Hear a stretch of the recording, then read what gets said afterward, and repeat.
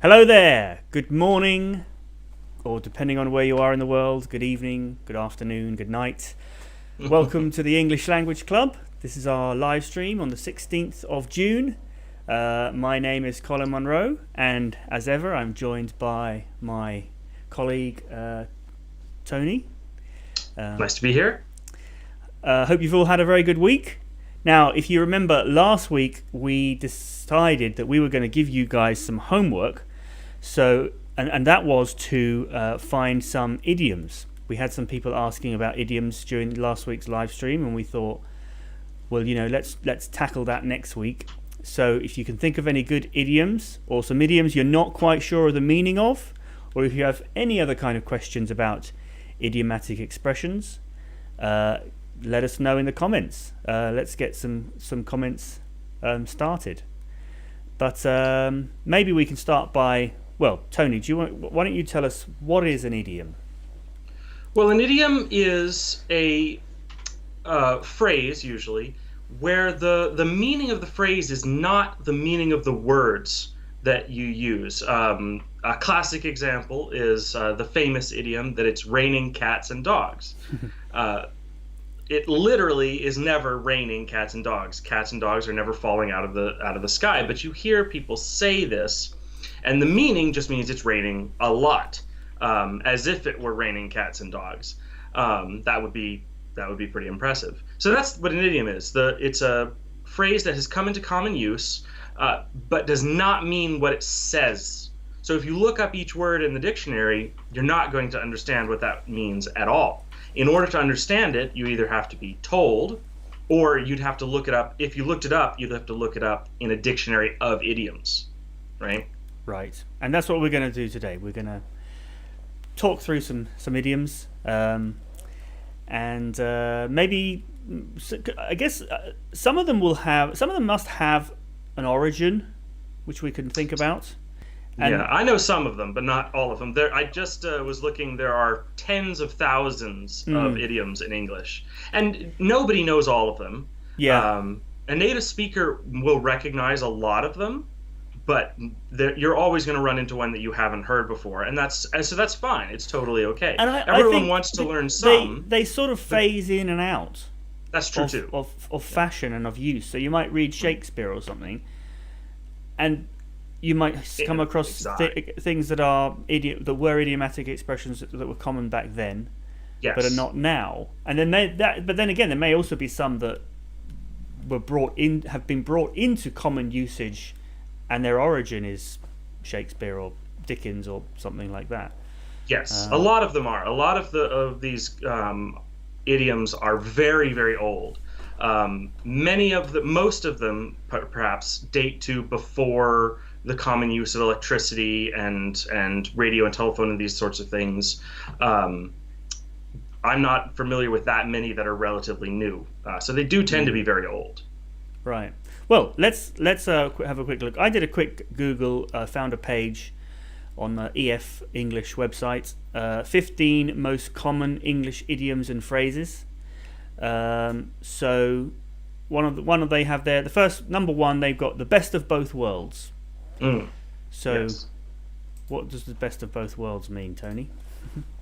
Well, the best of both worlds means you can have your cake and eat it too. It means that you get the benefit of sort of two different things at the same time, or something represents. It's where you're comparing something and you're saying, well, I'm taking kind of something positive from both sides. And definitely to those who are listening, ask your questions. If you have any idioms that you want us to talk about, go ahead and type them out in the comments. We'll come back to them, and just go ahead and ask your questions, and we'll get to them. If you've got any questions on anything else, even if it's not on idioms, we'll feel free to ask them. We'll still try and answer those questions too. Yeah. So when you are defining the best of both worlds, you used another idiom to describe that, which is perhaps slightly synonymous. Have your cake and eat it. Yeah. Now that was made famous because I think Churchill used it.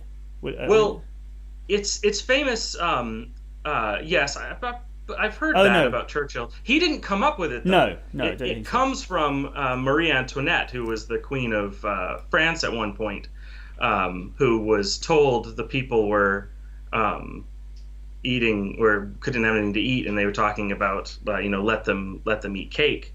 Then they were talking about having the cake. So have your cake and eat it too means that you want to maintain the benefit of something while also kind of cashing it in, While right? also Which using again, it. So you want to enjoy eating the cake, but then you want to still have the cake. be able to see it. Yes. Yeah. So it's like you're asking for too much. Right. What you want to have your cake and eat it. Yeah. Yes.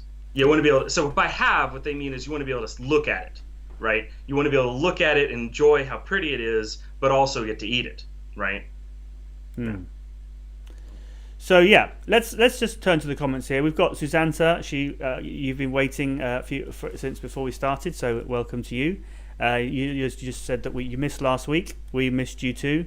Gaspar is here again. Hello, one of our regulars. We've got a new person or a name I don't recognise. Guerline Corville. Good morning. And another one, Kin Marluin. Hello, sirs. Good evening from my side. Let us know where you're from, if you'd like to. Zohaib Hussein, Husnain. I have a question. Can I ask? Yes, go ahead. Absolutely. Now, Win, you said it's all Greek to me. Last week I missed your session, so it's all Greek to me. Is that presume that's an idiom? Is that Yes. so? Greek, yeah. So, do you want to define? It's all Greek to me. So saying it's all Greek to me, assuming you don't speak Greek, then when someone explains something and you don't understand it, you would say, "Oh, it's all Greek to me," as if it were in a language you didn't speak. And this comes from back in the day.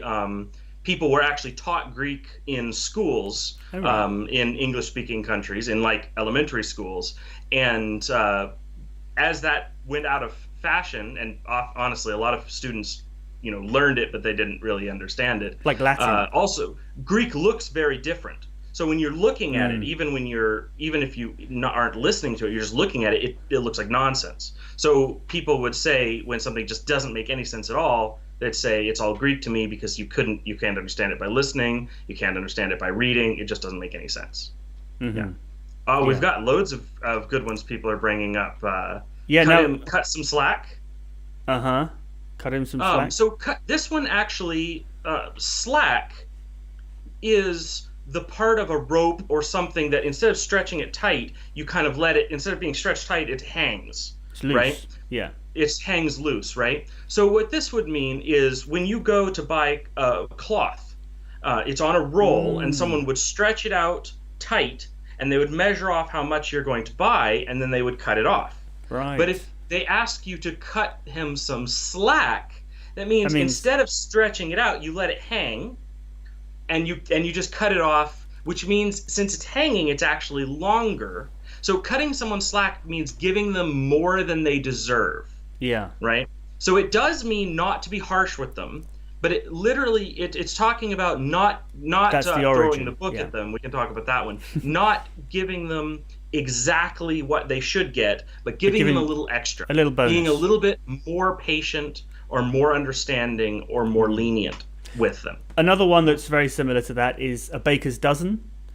Yes. Which means, so a dozen means 12, but a baker's dozen is 13, because if you're buying 12 of something, maybe the baker would, if you're buying 12 bread rolls or cupcakes, maybe the baker would just give you one extra for free. So that's the baker's dozen. Yeah, exactly. The idea was that if you bought in bulk, like you buy a whole dozen, the baker would throw in an extra one because to give you a discount. Yeah. So a baker's dozen literally means 13. Like we use the term a baker's dozen to mean 13, but it also sometimes refers to kind of getting extra for being a good person or a good customer or whatever. Yeah. So Win has brought one. Talked about having a cow means getting angry. Yes. Yeah. I that's not one that I think I would use So very this one often. is actually interesting because someone asked last week about slang and how slang is different from idioms. So slang is language that's used in a specific group, a specific subgroup of people. So have a cow is a dated expression from a certain time period, relatively recently, maybe the 90s, and it was common with young people. So it was never part of the broader English idiom. It was fairly narrow. And yeah, have a cow. It means lose it. Like it means overreact, not just get angry, but overreact about something. Even if it's more like excitement. And you hear these things. You hear a lot of this, like have kittens, for instance. Yeah, that's what I was going to say. So I'd be Yeah. more likely to say someone's having kittens than having a cow. Yes. Have But a cow is very it's a very I'm thinking 90s, but I could be wrong about that. I heard it a lot when I was very young, and I haven't heard it in years. Yeah. Okay. Hello, Carolina in Argentina. Abdullah. So motor mouth. What does motor Joe's mouth asking mean? motor mouth. A motor mouth. Well, I think Tony's a bit of a motor mouth. Oh yeah. Oh yeah. But that's good because I'm not so much. So yeah. So a motor mouth is somebody that speaks a lot, talks a lot. Yes. Specifically, especially if you're talking fast. Yeah. Right. Yeah. Yeah. Okay. Win says he's a jack of all trades. Well, would you say you're a jack of all trades, Tony? I don't think that's what Win meant. I don't think he's referring to you. But would you say you're a jack of all trades? Oh, I don't know. You're certainly very smart and very knowledgeable in a lot of different areas, and that's why I like having you on here. Because so a jack of all trades is there. This one is actually it's kind of used in a couple of different ways. One is complimentary and one is not. Yeah. A jack of all trades is somebody who is good at everything. They know how to do all sorts of different things, and they're good at it.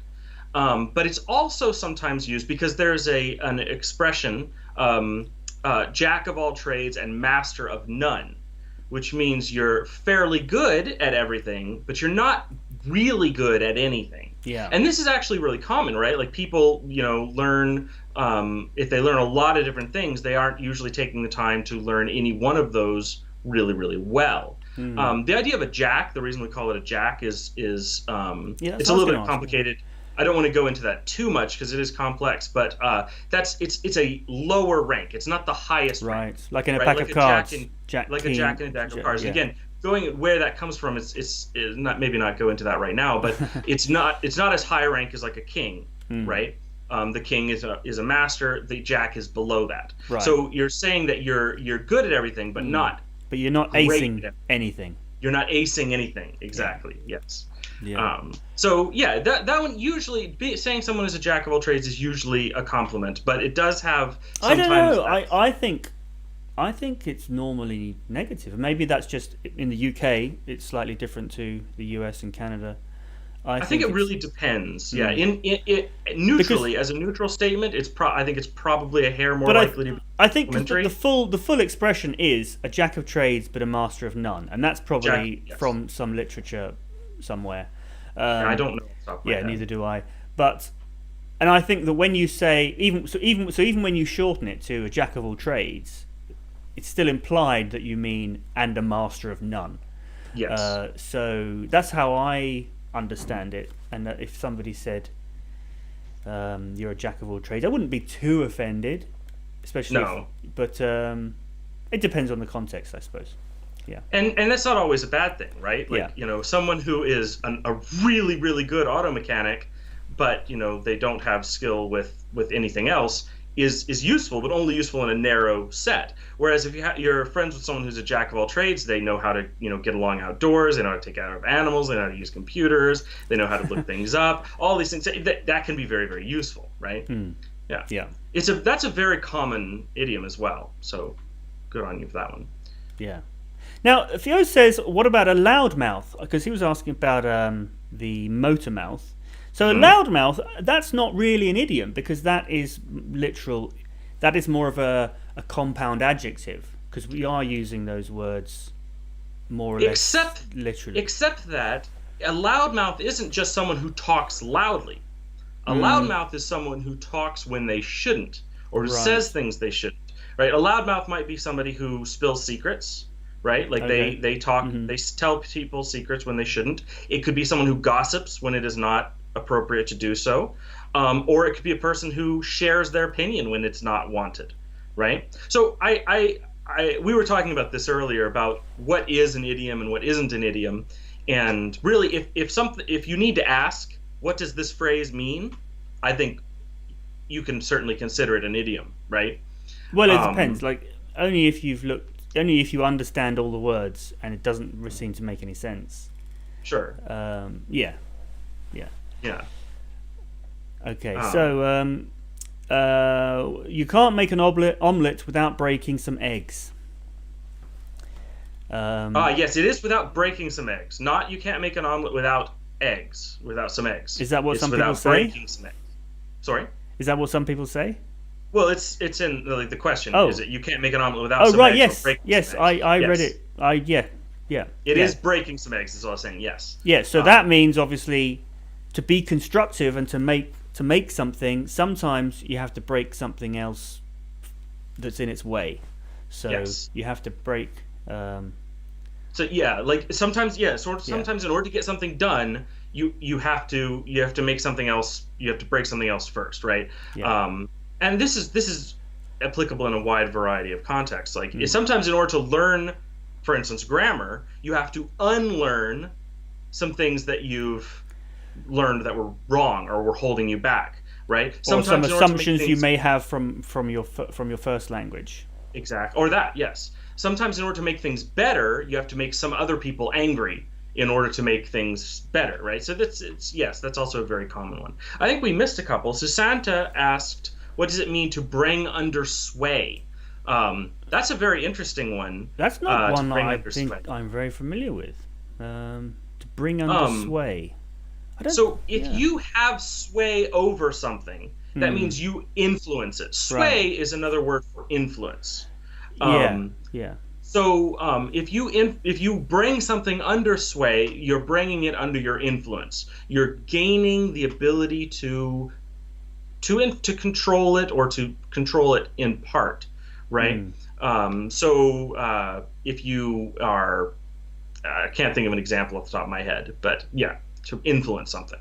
Yeah, because I mean, but to sway is kind of like literally, it means something's moving from side to side, and or it means you're moving it from side to side. Yeah, so you sway something. Yeah. Yes. To sway something is to move it, like literally, but metaphorically, it means you influence it, or you are able to control it in some part, not necessarily control it completely. Right? Yeah. Yes, bring under control, although it's not, like, control here is a little strong. Influence is better, because control, you get the idea that you have total control. Like, you've got a remote control for something. Influence does not necessarily mean you have total control, just that you have some control. So, for instance, like, being able to vote is influence, but not control, right? Yeah. We can't control our government, but we have the ability to influence it, hopefully. Right? And then Hinmar Win asked, workout means exercise, and that's a very good example of a very, very common one, right? Workout means exercise. But does workout have another meaning? And it does, and I'm very interested as to why you asked that question. So if you can tell us the story behind that, I'm really interested. But yes, workout does mean something else. It means to figure out or to solve a puzzle. So you might say, I worked out this puzzle, meaning you figured out how it worked, or you finished it, you solved the puzzle. But you can also work out your differences with someone. So if you're having an argument and you work it out, it's like the argument was a puzzle and you solved the puzzle, right? And this is very similar to working out, meaning exercise. It means you worked, you tried, you put some effort into something, and you accomplished your goal. So it's sort of the same meaning, but workout has become very specific. 90% of the time when you hear that, people are talking about exercise, but it does mean other things as well. Now this doesn't really matter. But I would say that that's not really an idiom. It's not an idiomatic expression. It's a phrasal verb. Now, and to work out. Yeah, to work out. And now one of the things about phrasal verbs is that they are, in some of their meanings, they are idiomatic. Yes. So, and this is what's so.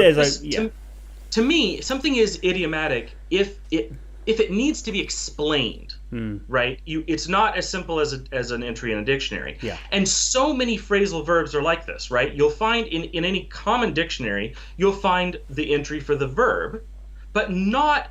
You might have a list of some common phrasal verbs that go with it, but rarely in a dictionary will you find all phrasal verbs. No. Well, I mean, there are specific phrasal verb dictionaries, and then there are idiomatic expression idiom dictionaries, you know. So to me, an idiom is something that requires a little bit more explanation beyond what you would typically get from a dictionary, for instance. So I have a very broad idea of what is idiomatic. Like, there's these technical definitions for some, but to me, if it needs further explaining, it is idiomatic, right? That's what it means, is that you kind of have to understand the language a little bit more than you would get from a typical book. Yeah. Okay, so Tony, what does it mean to take the first blow? Take the first blow. So sometimes in English, something will mean two opposite reasons, or two opposite things. Well, there's a similar expression which is the opposite. I don't know if this is what you're getting at, which is to throw the first punch. Yes. And a blow I've can mean a punch. I've heard people say take the first blow to mean throw the first punch. It means that you have an opportunity and you take it. You take the first blow. But that's not really what idiom means. But once a lot of people start saying something, you kind of have to know that meaning. My favorite is the word nonplussed. But take the first blow really means you are receiving the first blow. Yeah. So if there's a fight, if you're going to take the first blow, that means you're going to be hit first. Not you're going to hit first, though, like I said, I've heard people use this idiom to mean that. But I mean, I think there's certain situations where you might say, well, we're going to wait to take the first blow. And in other words, you're going to wait for the other person to act first in whatever situation. Oh, no, I've heard it used correctly as well. Yeah, and then the other way, the other way. So that would be the correct usage, surely, for the way I understand it. But then if you mean it the other way around, then you should say, we're going to take the first punch. We're going to make the first punch. Yeah, exactly. Yeah. So to take the first blow is the first side of any argument that kind of suffers a loss or any kind of damages. So in a fist fight, the first person to get hit takes the first blow. In an argument, the first person to be insulted takes the first blow. This kind of thing. Yeah. So Gasper's got a good one. He says, "What does it mean? What is the final nail in the coffin?" Well, it's the same as the straw that breaks the camel's back. It's not. It's similar. Different. It's different. Yeah. Let's start with the final nail in the coffin. Yeah. So the idea of a final nail in a coffin is if something is in a coffin, it's already dead. Yeah. And if you're nailing the coffin shut, you're really, really, really sure it's already dead. And if someone is still nailing the coffin shut, then they're continuing to do something about something that is over. It's dead. So the final nail in the coffin is meant to mean it's the last word. This issue, it's usually talked about in terms of an argument about an idea.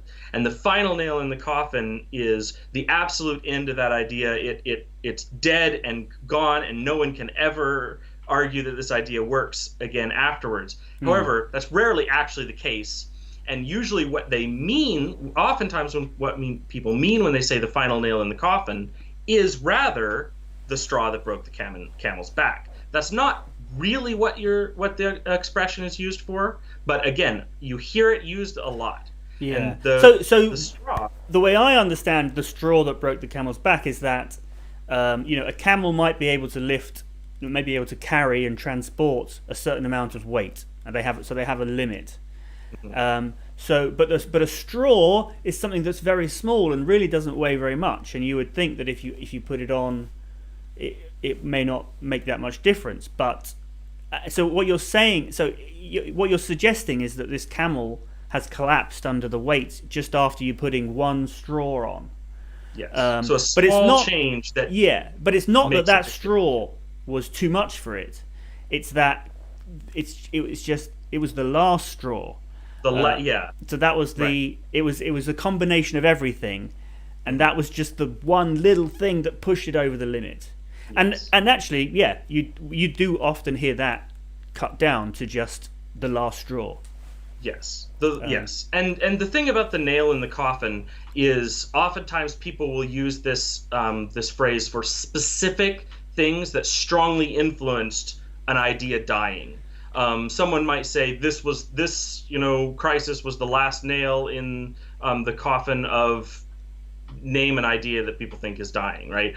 So it's supposed to mean something is dead and gone, it's over, but it often means it's just something in a long succession of things that is causing something to die, which isn't really correct use of the phrase, but that's, I think, what it's very commonly used for.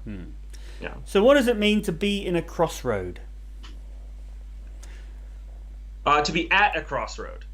Yeah, to be at a crossroad. You say that we are at a crossroad, which means you need to make a decision.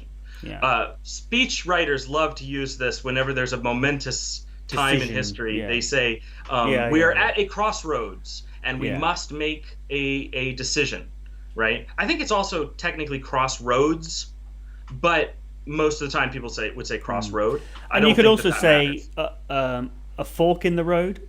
We are at a fork in the road, yes. Although technically, I suppose a crossroad, you've got three options, because you've come up one route and you've got the other three. There are some differences in how it's used, but for the most part, that's the same. We're at a crossroad or at a fork in the road. Yeah.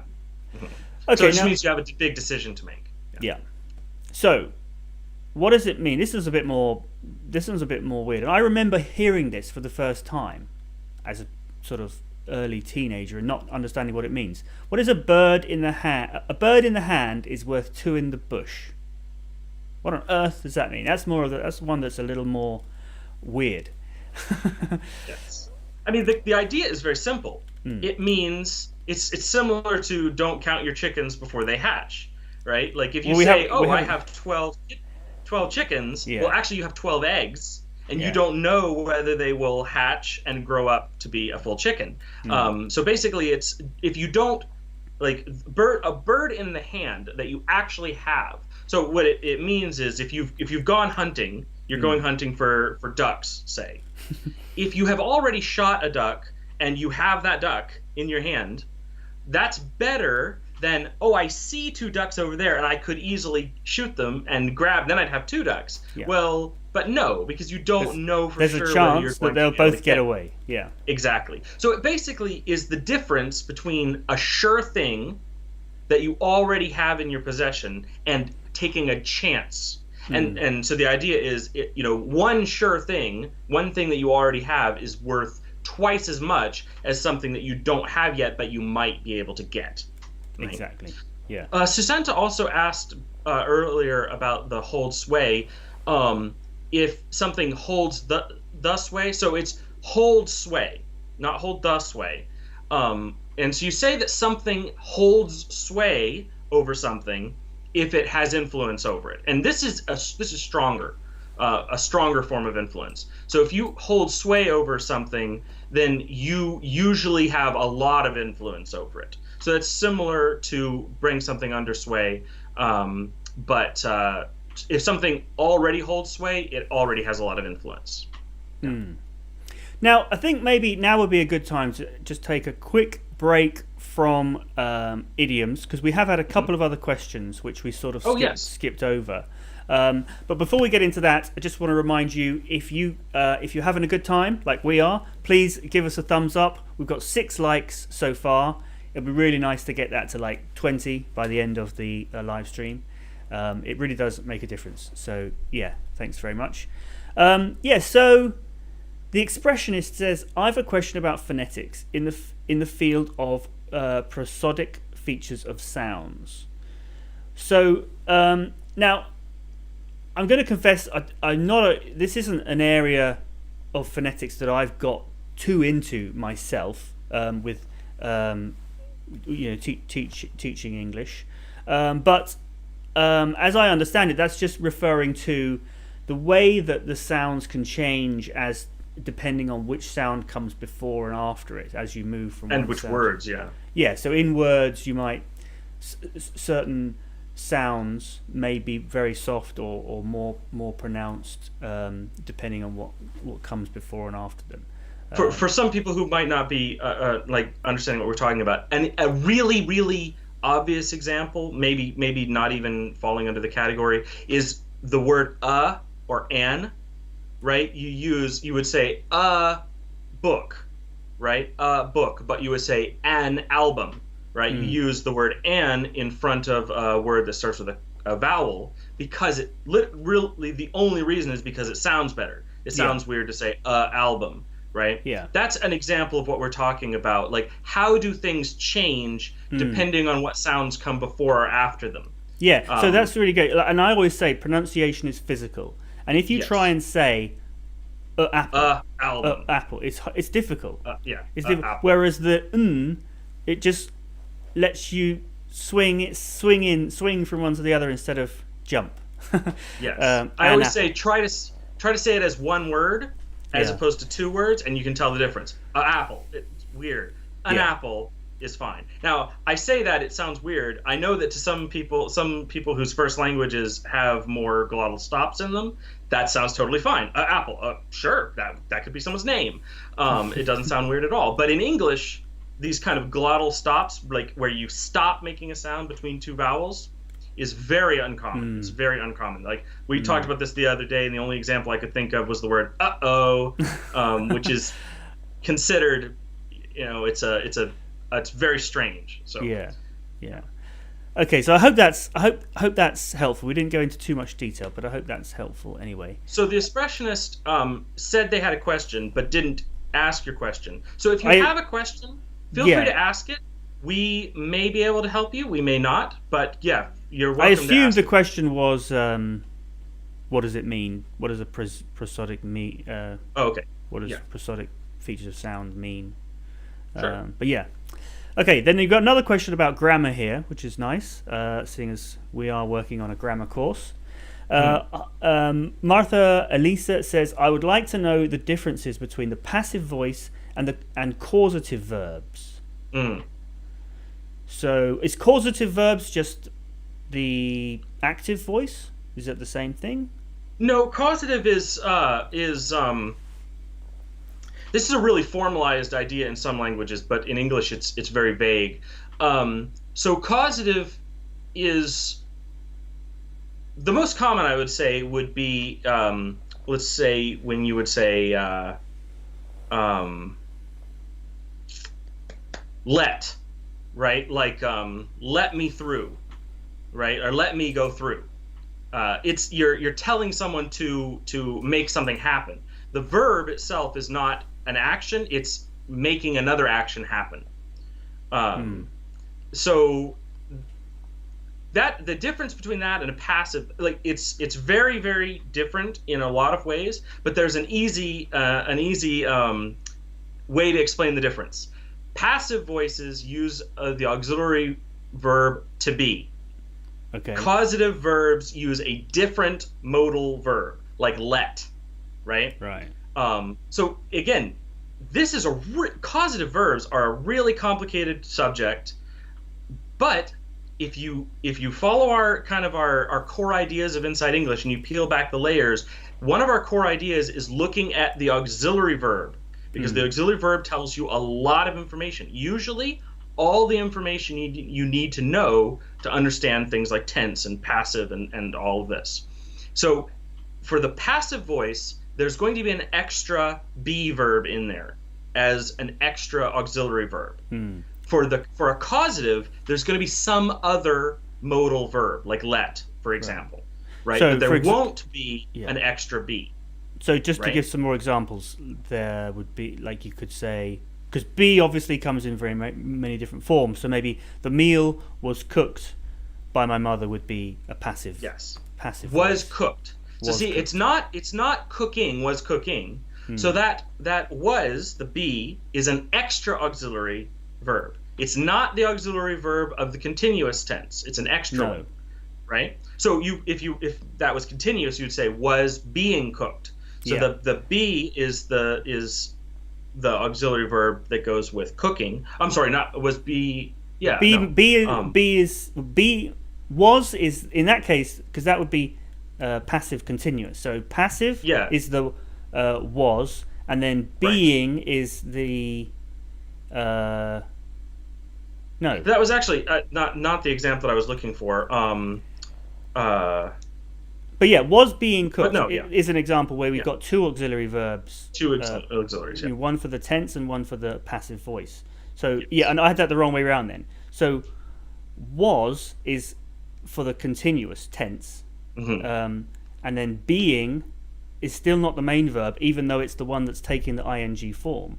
Yes. That's there for passive. The passive. Which then makes cooked passive. Exactly. So when you see a passive voice verb, there will always be an extra be, an am, a was, is, are, or being, or been, or something like that, right? There will always be an extra be in some form for a passive. For a causative, there will be some other auxiliary or modal verb, like let, or could, or do, or something like that. Yeah. Great. But they're similar in that they're both something is. The verb is happening, but you're not the one doing it. But other than that, they're not very closely related. That's a very interesting question. That's a tough. That is. I think that might justify a whole YouTube video on its own. That's a good idea. Yes, the difference. I mean, causative verbs by themselves are something that can be very tricky. But yeah. So let me see. There was another one from AJ.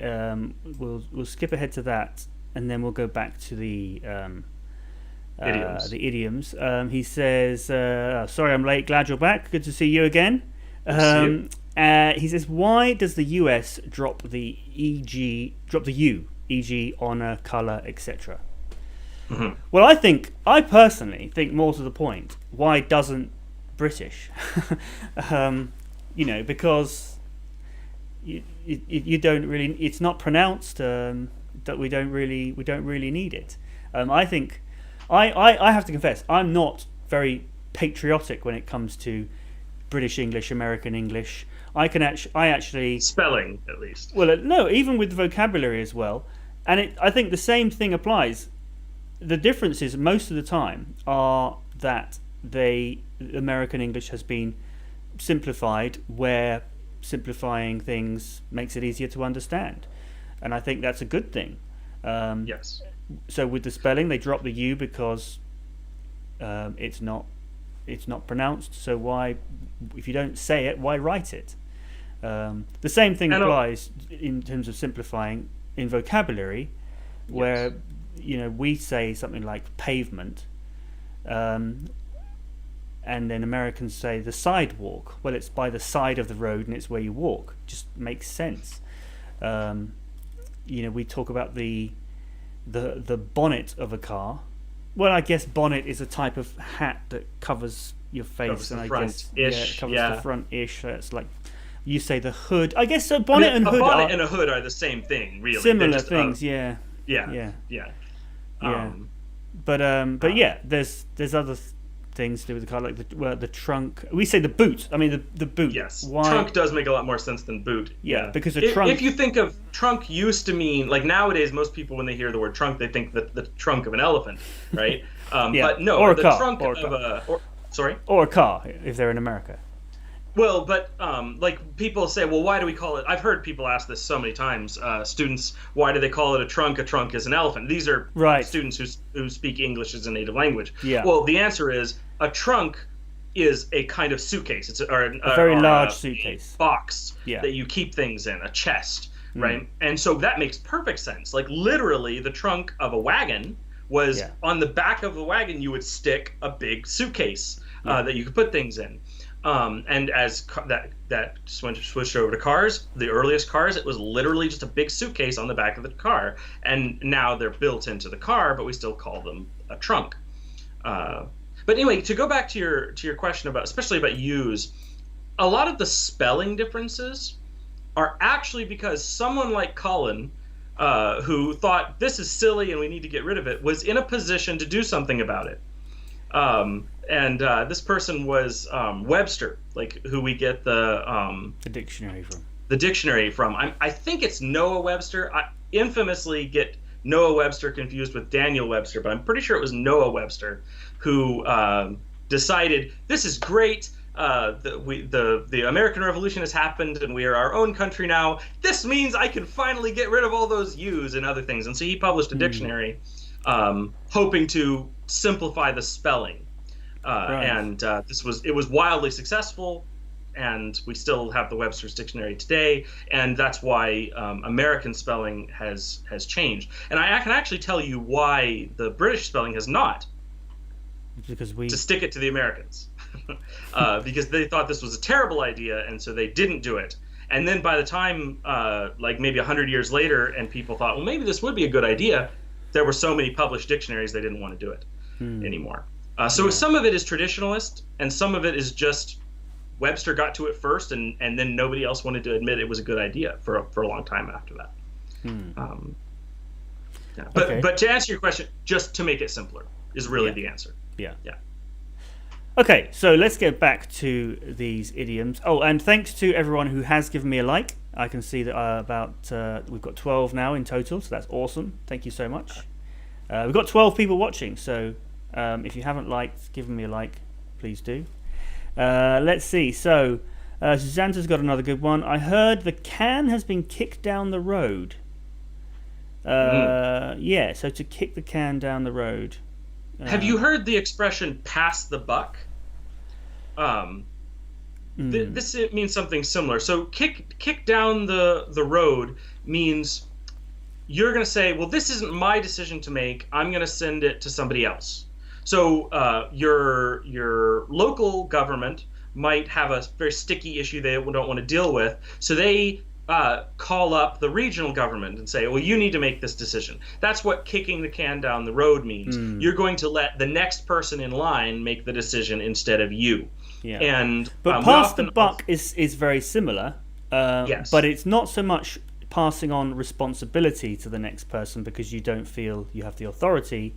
It's more passing on the blame for something that's kicking the can down the road implies that you're not doing it because you don't have the authority, but because you don't want the blame. So kicking the can down the road is preemptively forcing someone else to make the decision. Passing the buck, we say you're blaming somebody else, right? And so that's after the fact. You're saying, oh no, this wasn't me, this was something else. And the reason I brought that one up is because we have the expression "the buck stops here," which is the last authority that nobody else, they can't call on anyone else or blame anyone else. They're the final say. So if you keep kicking the can down the road, eventually you'll get to whoever the highest authority is, and the buck stops with them because they can't. Why do we use the word buck in that expression? What does it means? $1 in US. Oh right, a buck. Yeah, a buck. Yeah.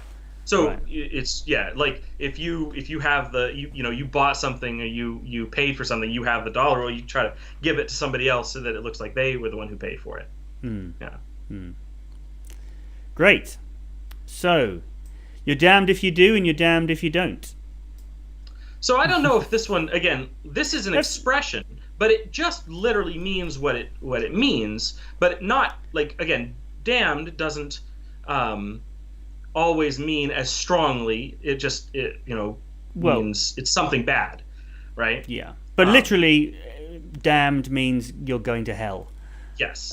So exactly. So if basically this, you would say you're damned if you do and damned if you don't, if you have no good options. Yeah. If you do something, bad things will happen. If you do nothing, bad things will still happen.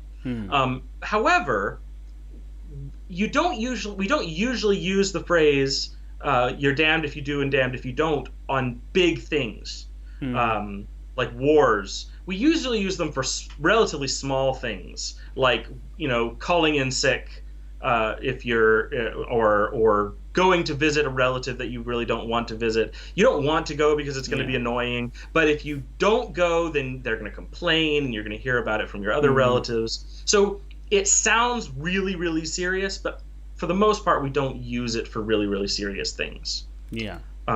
Occasionally you do, but that's not as often. So it's like a no-win situation. A no-win situation, yeah. Okay. I mean, maybe a no-win situation is enough of an expression we need to explain it as well. It's where you have a lot of options and none of them will let you win. Yeah, you're going to lose no matter what you do, or at least not win. Yeah. Yeah. So Santa asks, good stuff. And good stuff is, stuff is kind of the generic noun for something when you're not specifying what it is. It's just a thing. It's just the plural, sort of. Stuff is many things, but you're not saying what things they are. So good stuff would mean things that are good to have, like, candy as opposed to snakes. But we do use the term good stuff idiomatically. Like, that's good stuff. For instance, you could, someone cooks you a meal, and you said, "Oh, that's good stuff," meaning it's a compliment. That was a good meal, but you're not really calling the meal stuff, because that wouldn't be complimentary. That would be insulting to call someone's meal that they made just random things. So good stuff is also a compliment, separate from the meaning of the word stuff to mean just kind of random, unspecified things. Yeah, it's funny. I've never really thought about it like that, but yeah, it certainly does. Like, you could say, if you drink a nice glass of wine, you might say, "Oh, yeah, that's good stuff." Yes. Though, if you think about it, calling something stuff is not a compliment, but good stuff is a compliment. There's another one that I've heard, and I'm not sure how widely in use this is, but I've heard it often enough that I've seen it come up and cause problems. Is someone will say about a person, like one person, he's good people, as opposed to a good person. It means exactly the same thing. Like, the wine, if you have a glass of wine or a meal, that's a singular thing, but you're saying good stuff as just an idiom for it's a compliment. This is good. The same thing for calling a person good people. It's a compliment, even though it's obviously not grammatically correct, right? And okay. I don't hear that one terribly often, but I do think it is relatively new. Yeah. So Wynn's got another good question here. Why do we say break a leg when we're wishing somebody good luck? I know that people do this, like, before a theatre performance or something. Yes. We could have said it before starting this live stream, but we didn't. But I'm sure I've heard why we say that in the past, but I can't remember off the top of my head. So this comes from theater. A lot of interesting idioms come from theater. And I don't know if this is honestly true. I've known a few theatrical actors, and I didn't feel like they were terribly superstitious, but theater actors throughout history are infamous for being incredibly superstitious. Right. And so there's certain things that you don't say and you don't do in theater because these are old superstitions. One of them is that you don't compliment people, because people think you'll jinx it, like you'll ruin it by complimenting someone. So instead, this tradition arose of these sort of negative compliments. So you'd instead of saying something good, you would say something bad, thinking that, if you say something good, it might ruin it, and something bad will happen. Well, maybe the opposite is true. If we say something bad, maybe that will ruin the bad luck, and something good will happen instead. So instead of saying do a good job, they would say break a leg, because that's not a good thing, and they're hoping that somehow inversely the opposite will happen. Knock yourself out is another one. Okay. It means, do a great job, try really hard. It doesn't, mean knock yourself out.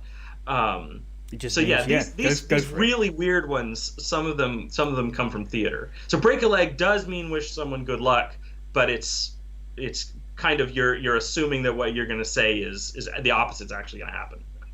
Yeah. Great. Okay, Lolly's here in France. Hello, Lolly. Nice to see you again. Fio, I practice my listening by listening to Sam Smith and Adele's music. Is that the best way to improve our listening, may I ask? Well, yes, listening to music is a really good way to improve your listening. Yes. But is it the best way? I don't know. I think that probably depends on you as an individual.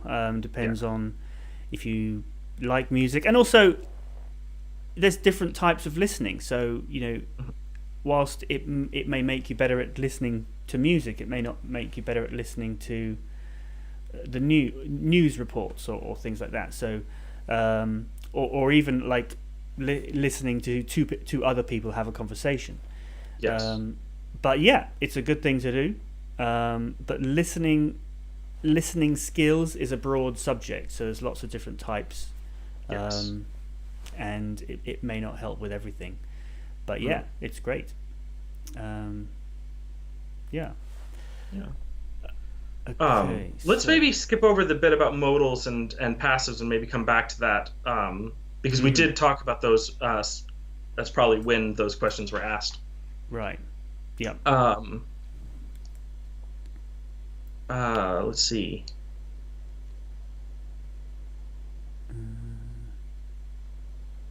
Newstein is a new viewer, so thank you very much. Nice in Brazil. Yeah. Nice to meet you. Hope you'll be regular.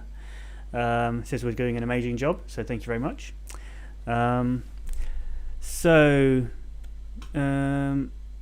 Let's see. A long shot. Why do we call a guess a long shot? So a guess is not necessarily a long shot. A long shot isn't. It's not really necessarily a guess. You sometimes you could call it a long shot. A guess. Yeah, a guess could be a long shot. Yeah, but a guess is more of what we would call a Hail Mary. A long shot is the idea like you're targeting something. Like you're on a shooting range and you're targeting something. The long shot is it's more difficult. There will be different targets. Yeah. And the farther away the target is, the more it's worth. And so a long because shot it's more difficult. is taking a very difficult maneuver or doing something that's going to be very difficult, very risky, and you're hoping it's going to pay off big, right? So a long shot would be, for instance, buying a stock in a company that isn't doing well right now, so its price is very low, but you think it has a lot of potential a long way in the future. It's a big risk, but a big reward. A long shot might be, maybe you're not sure if you have the answer to something, but you're gonna answer it anyway because that's better than giving up or moving on to a different question. A Hail Mary is. This actually comes from it comes from a couple of different things. It comes from American football, Right. which is where they will just throw the ball way, way, way down the field and hope that somebody is able to catch it on their team. Like somebody will be able to find a way to catch it somehow. And the reason they call it a Hail Mary is because like you just throw it and pray that it will happen. That you don't have any actual, you don't have any reason to believe it will actually work. You just kind of you're hoping for a miracle. You don't have any other option. Sorry, yeah. You're hoping for a miracle almost. Exactly. Yeah. Yes. Yeah. Okay. And also, Trung was also pointing out the phrase "damn if you do, damn if you don't." I've heard that too. But the more proper expression is "you're damned if you do, you're damned if you don't." Damn if you do, damn if you don't is a little bit different. I think it's just sort of an abbreviated, shortened down version. Yes, it's used a little bit differently in a little bit of a different group. I would call this one it's kind of slang on an existing, like "you're damned if you do, you're damned if you don't" is a well-established idiom that a lot of people use. Damn if you do, damn if you don't is more of a slang term that means it's instead of like a bad thing will happen to you, it means you will be upset about it. And so it's more of a statement of damn if you do, damn if you don't is more of saying I don't want to waste my time with this, as opposed to this is a no-win situation. Yeah. Yeah. Okay, so just we've got Lolly and Susanna both talking about had better or would rather, and then Lolly says I'd better. Is that would or had? So I'd being the abbreviated is the d there. Is that I had or I would? It is definitely had, right? Yes. In that case, it's I had better. You wouldn't say I would better. But what then? So what then is the difference between better and rather? I had better go or I would rather go. Do you want to explain that? Because they are distinctly different. Yeah, they're not similar. Yes, they are. Yeah. So had better is really it's part of the modal for like saying have to, right? It's the same idea as saying you have to do something or you must do something or you need to do something, except that it's a little bit. It's more that you have the option. You have to do something, but you have the option of not doing something. Right? Like you'd better take your medicine. I mean, you could always not, but it's not a good choice, right? Yeah. Whereas would rather fits in with the modals of would or could or should, as opposed to have to or need to or must. It means that you have different options or different possibilities. So by saying rather, that's what your preference would be. So if you're at work, you might say, I would rather be on the beach somewhere, but it's not really an option. If you had that choice, maybe you would make that choice, but you can't. So they're really very, very different things. Had better is very strong, like you need to do something, but you could always not. Whereas would rather usually means... had better is about obligation, and would rather is about personal preference. Preference, yeah. Mm-hmm. Great. So we're up to 14 likes now. It would be awesome if we can get that to 20 by the end of the live stream. So keep clicking the thumbs up. And Lolly is also... sorry, go ahead. No, go on. Yeah, I was just begging. Lolly is also mentioning that we do use get with passives instead of be. This is an interesting one. So the example was get angry. Angry is not the verb. Get is the verb. So it's not a passive technically. I do know what you mean there, and that is a very good example of how we use different, what I call constructs, different combinations of words and tenses and whatnot to accomplish some of the same things, right? Yeah, but hang on a minute. You could say the criminals got arrested. Yes. Yes, absolutely. So then that is a passive voice. So the earlier version, we use get or got with adjectives to sort of show their to show the passive. Exactly. It's getting dark.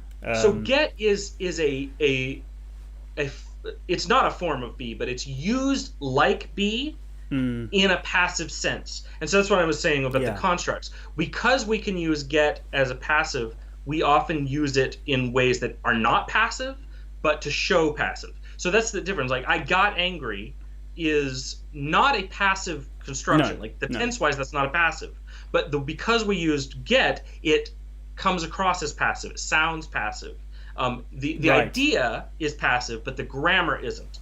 So yes. Now, when you use get as opposed to be... First of all, I want to say, just before you carry on, get is a very strange verb.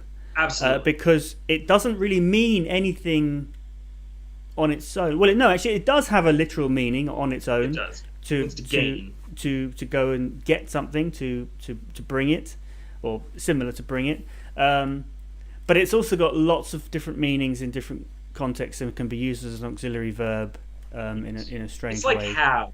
Right, that it has a very distinctive meaning on its own, but then it is used all sorts of other ways grammatically as well. Yeah. But have is one of the sort of core auxiliary verbs that we use for the perfect tenses. So whereas get is less common and harder. Yeah, for sure. And I feel like it's got all of its uses are more obscure. So it's very different. But yeah, I think it can be used to make the passive as well. Although I don't think it could always be used in that way. I'm not sure, but I'm not. I'd have to think about it a bit more and think of some more examples to sort of see if there is a rule about when you can use get. Don't know if you. Is there a rule? We might have to get back. I don't know of any off the top of my head. My guess would be collocation, that it's used more commonly with some verbs than others, but I don't know for sure. But I guess. But again, yeah, I think it comes down to that transitional use of get. So, yes, like we are getting drunk, or no, we get drunk. That, rather than we are drunk. So get is it's like become. It's a verb of transition, showing that some state changed. Right? Yes. And so that's when you would use it. If there's a passive state change, then you could use get instead. So like, I got kidnapped. You could say I was kidnapped, but because it's a state change, you went from being free to being unfree, you could say I got kidnapped, right? Whereas you wouldn't necessarily say, but that's also kind of vague. I mean, you would say I got hit by a truck, right? But that's the closest I could give you to an actual rule is when it involves a change of state. You could use get instead of be. Yeah. Yeah. Great. Let's have a look. AJ clarified that it's Noah Webster. Yes, I was pretty sure it was Noah Webster. Yeah. Let's see. Moving on. I think we've sort of jumped around the comments. Newstein was asking if today's topic was idioms, and yes. Mm-hmm. Yep, it was. Okay.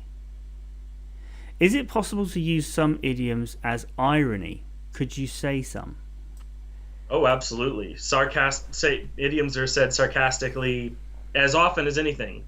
Like if you walk out and it's a beautiful day, you could just as easily say, if you would say to someone sarcastically, wow, it sure is raining heavily today, you could just as well say, wow, it sure is raining cats and dogs.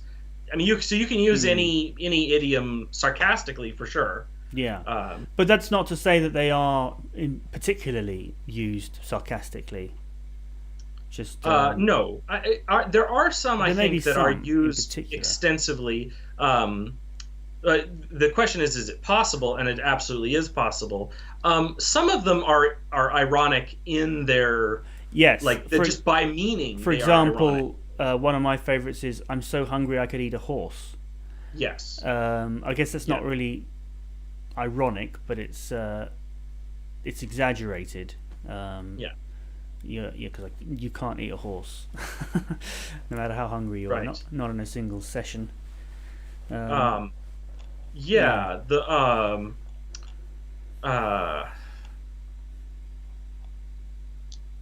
can't think of one off the top of my head that is ironic by definition. Yeah, I think we'd have to think about that. There's maybe the whole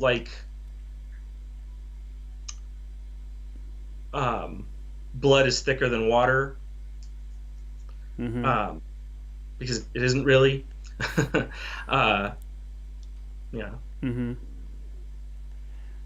Okay. So, I mean, as you were saying at the beginning, there are, tens of thousands of idioms.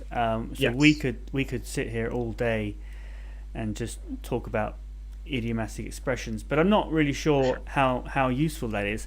But someone here is saying, "Hi, what's the easy way to improve vocabulary?" And I think that ties in with idioms, because idioms are a form of vocabulary, and they're just things that you have to learn and remember, like vocabulary.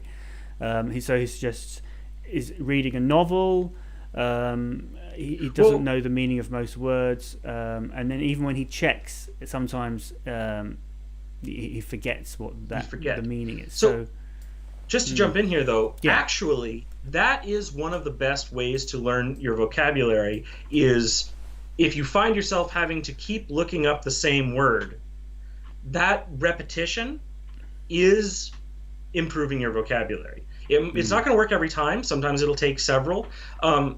There is a theory of language acquisition that excuse me, that you essentially have to forget words and relearn them a certain number of times before you actually know that word, right? So don't be discouraged. Yes. And this is actually one of the biggest problems. Is we tend to get discouraged when we forget words.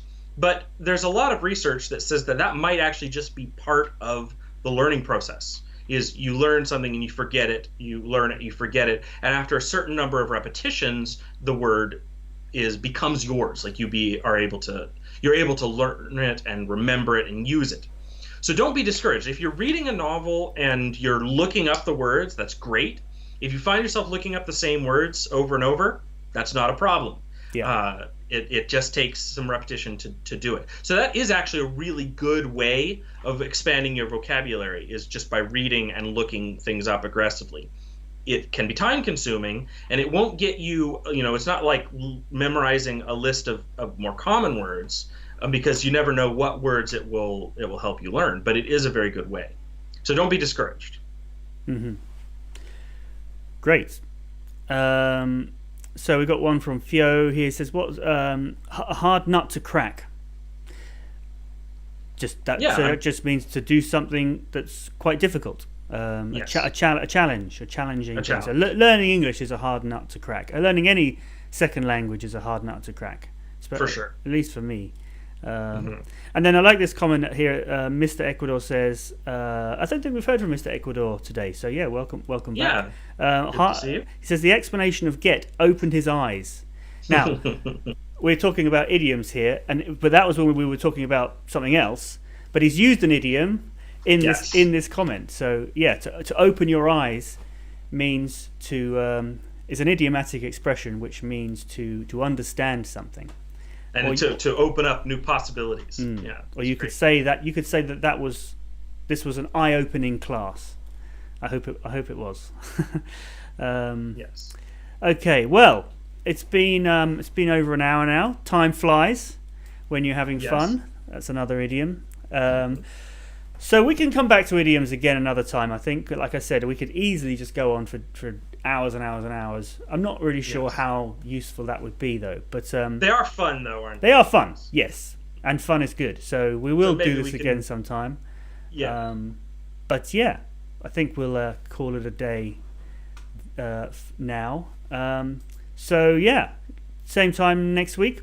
It was great to hear from everybody. Yeah, it's good to see you all, and we'll see you again next week. Bye-bye.